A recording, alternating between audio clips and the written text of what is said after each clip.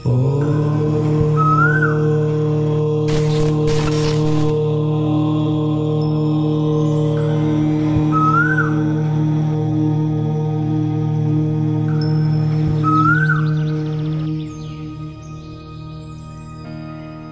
నమ శివాయ. శ్రీ విష్ణు రూపాయ నమః.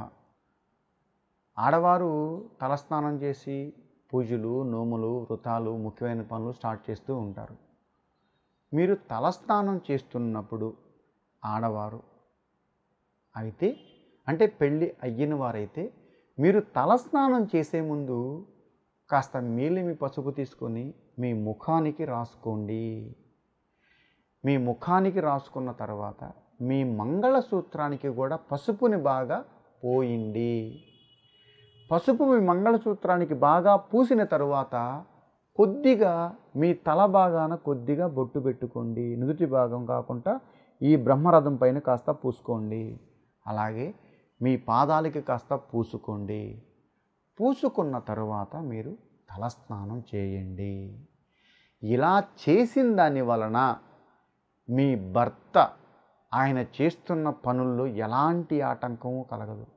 అలాగే మీరు చేసే స్నానం మంగళ స్నానం అవుతుంది. అలాగే మీ మాంగళ్య బలం కూడా చాలా గట్టిగా దృఢంగా ఉంటుంది. అలాగే మీ ఆరోగ్యం కూడా సుభిక్షంగా సంతోషంగా ఉంటుంది. అలాగే మీ ఆరోగ్యం కూడా ప్రశాంతంగా ఉంటుంది.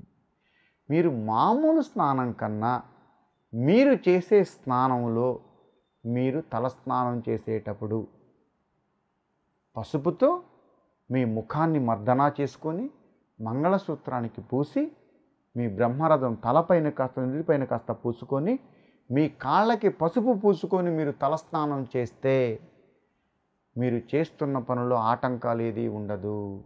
మీ ఆరోగ్యంతో పాటు మీ ఇల్లు మీరు సుభిక్షంగా ఉంటారు. ఈ ఒక చిన్నపాటి క్రతువు మీరు ఫాలో చేసి చూడండి.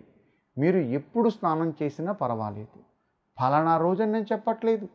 మీ ఇంట్లో ఏ విధంగా ఉంటుందో ఏంటో మీకే తెలుసు.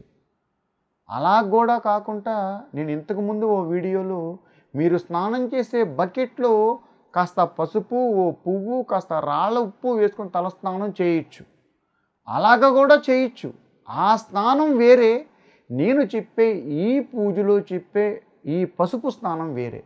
దానికి దీనికి చాలా వేరియేషన్ ఉంటుంది. మీరు పసుపు పూసుకొని తలస్నానం చేస్తే వాటర్లో ఇంకేమీ కలపవలసిన అవసరం లేదు. కనుక మీరు చేసే స్నానములో, ముఖ్యంగా ఆడవారు తలస్నానములో మీ ముఖానికి, మాంగళ్యానికి, మీ నుదుటి ఈ తలభాగాన, మీ కాళ్ళకి పసుపుతో మర్దనా చేసి తలస్నానం చేయండి. ఇది పెళ్ళి అయ్యిన వాళ్ళు. పెళ్ళి కాని వాళ్ళు ఎలా చేయాలి గురువు గారు అని మీకు సందేహం రావచ్చు.